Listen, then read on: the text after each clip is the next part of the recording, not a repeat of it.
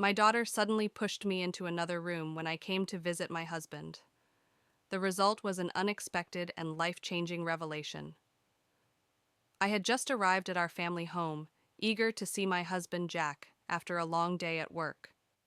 Our daughter Emily met me at the door with a worried expression on her face.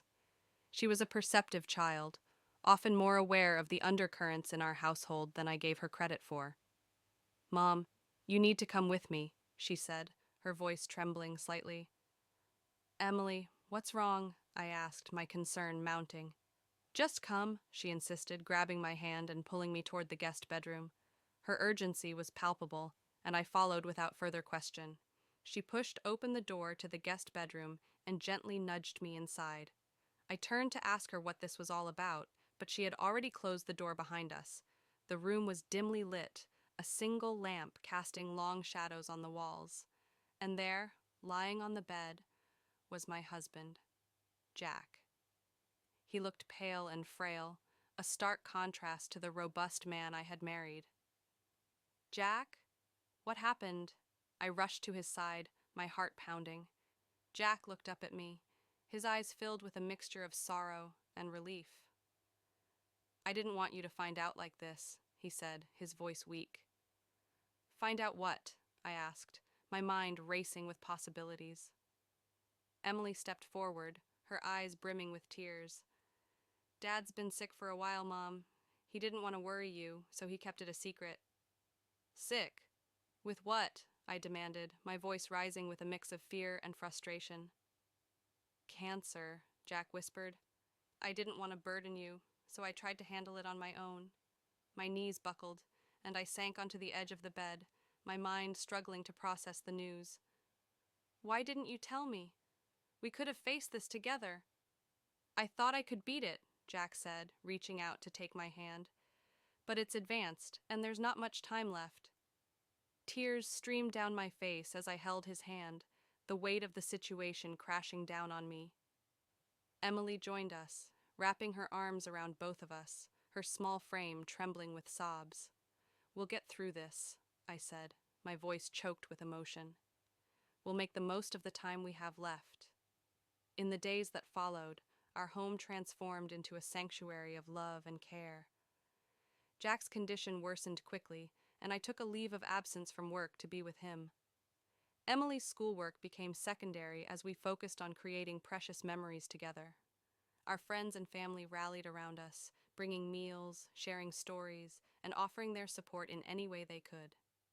Jack and I spent hours talking, reminiscing about our life together. We spoke of the early days of our marriage, our travels, and the joys of raising Emily. We laughed, we cried, and we held each other close, cherishing every moment. Emily often joined us, her presence a source of strength and comfort. One evening, as we sat together in the dimly lit room, Jack turned to Emily. "Sweetheart, you've been so strong through all of this. I need you to promise me something." Emily nodded, her eyes wide and attentive. "Anything, Dad." "Take care of your mother. She's going to need you more than ever." Emily's eyes filled with tears, but she nodded firmly. "I promise, Dad. I'll take care of her." The days turned into weeks, and Jack's condition continued to decline. The doctors had given him only a few months, but he was determined to make the most of the time he had left. He spent his final days surrounded by love, sharing his wisdom and his dreams with us. On a quiet afternoon, with Emily and me by his side, Jack took his final breath. The room was filled with a profound sense of peace as he slipped away, knowing he was loved and cherished. Emily and I held each other, our tears mingling as we said our goodbyes. In the days that followed, we mourned Jack's loss, but also celebrated his life. The house was filled with friends and family, each person sharing their favorite memories of Jack. Emily and I leaned on each other for support, finding strength in our shared memories and the love that Jack had left behind. As the weeks turned into months, Emily and I slowly began to find a new rhythm. We kept Jack's memory alive by continuing the traditions he had loved and by supporting each other through the tough moments. Emily grew into a remarkable young woman, her strength and compassion shining through in everything she did. The room where Emily had pushed me that day became a place of solace and reflection. It was where I had learned the hardest truth of my life, but also where I had found the strength to face it. And in the end, it was the room where we had come together as a family, united in love and resilience. Every now and then, Emily and I would sit in that room and talk about Jack, sharing our favorite stories and laughing about the good times.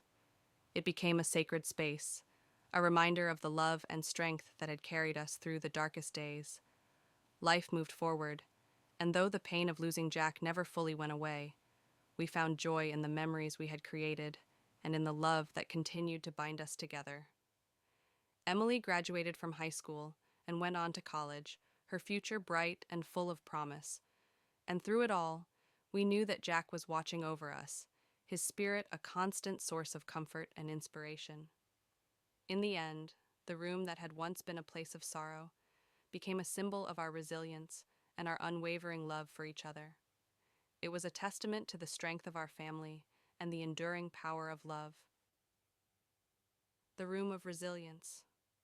When Emily suddenly pushes her mother into a dimly lit guest bedroom, a life-changing revelation unfolds. In this poignant tale, a family faces the harsh reality of terminal illness, uncovering hidden strength and unwavering love. As they navigate the difficult journey together, the room that once symbolized sorrow transforms into a sanctuary of resilience and cherished memories.